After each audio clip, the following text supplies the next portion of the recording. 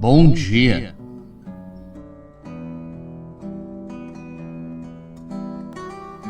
Que a paz de Cristo esteja em nossas casas. Inspirai, ó Deus, as nossas ações e ajudai-nos a realizá-las, para que em vós comece e para vós termine tudo aquilo que fizermos. Por Cristo nosso Senhor. Amém.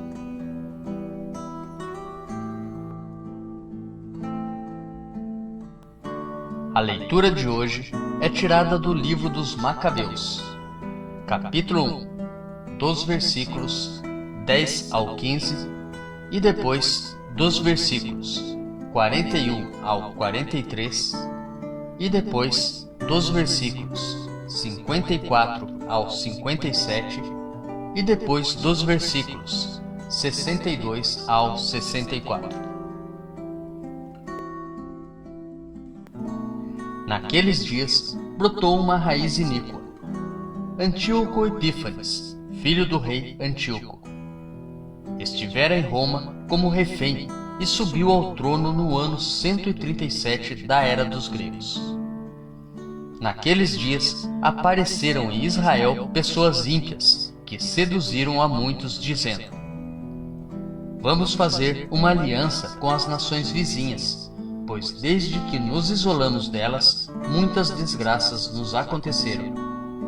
Estas palavras agradaram, e alguns do povo entusiasmaram-se e foram procurar o rei, que os autorizou a seguir os costumes pagãos. Edificaram em Jerusalém um ginásio, de acordo com as normas dos gentios. Aboliram o uso da circuncisão e renunciaram à aliança sagrada.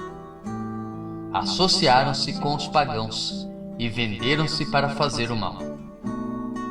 Então o rei Antíoco publicou um decreto para todo o reino, ordenando que todos formassem um só povo, obrigando cada um a abandonar seus costumes particulares.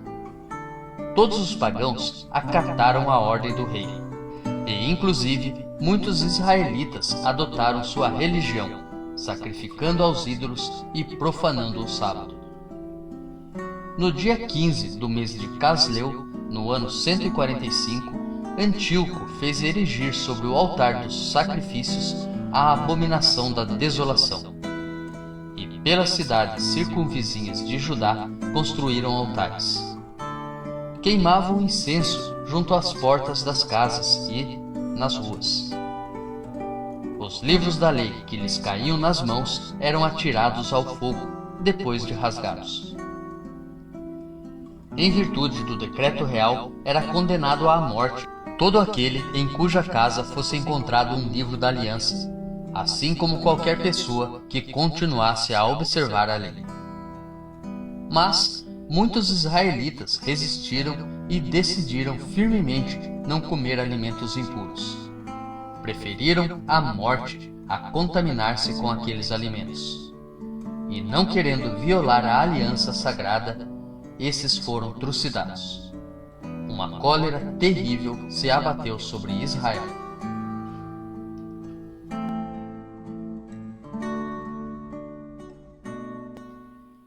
Reflexão.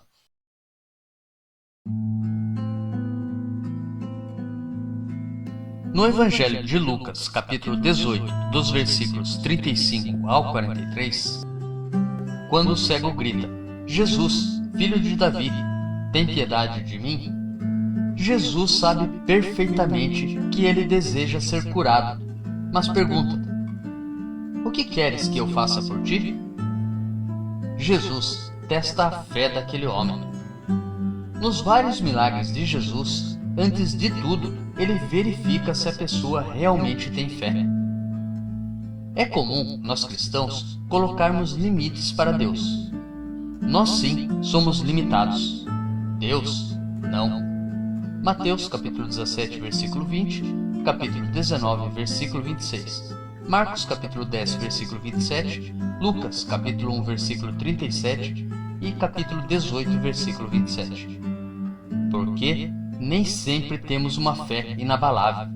Passamos a enxergar muitas coisas ou então ver fatos, acontecimentos e coisas de maneira distorcida, como se fôssemos cegos. Não percebemos o cuidado que Deus tem para conosco. Foi o que aconteceu com os judeus na época do rei Antíoco IV, 175 a 164 a.C. Macabeus 1, capítulo 1, versículo 11. Abandonaram o Deus verdadeiro para abraçar ídolos. Adotaram costumes humanos e deixaram os divinos. Se não procurarmos fortificar nossa fé pela oração, pela leitura da Sagrada Escritura, pelos documentos da Santa Igreja Católica, seremos seduzidos pelos falsos valores que o mundo contra Deus nos propõe e deixaremos Jesus Cristo de lado. Que Jesus nos ensine a ver as pessoas e os acontecimentos de nossa vida com os olhos de Deus. Mas e quanto a nós? Será que temos virado as costas aos ensinamentos da Igreja e prestado mais atenção às distrações deste mundo? Será que hoje estamos sabendo mais sobre séries, novelas ou outras distrações do que sabemos da própria Escritura Sagrada? Será que isso seria uma maneira de sermos cegos também?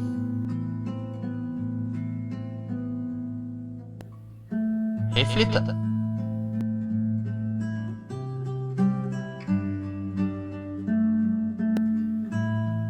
Tenha um ótimo e abençoado dia.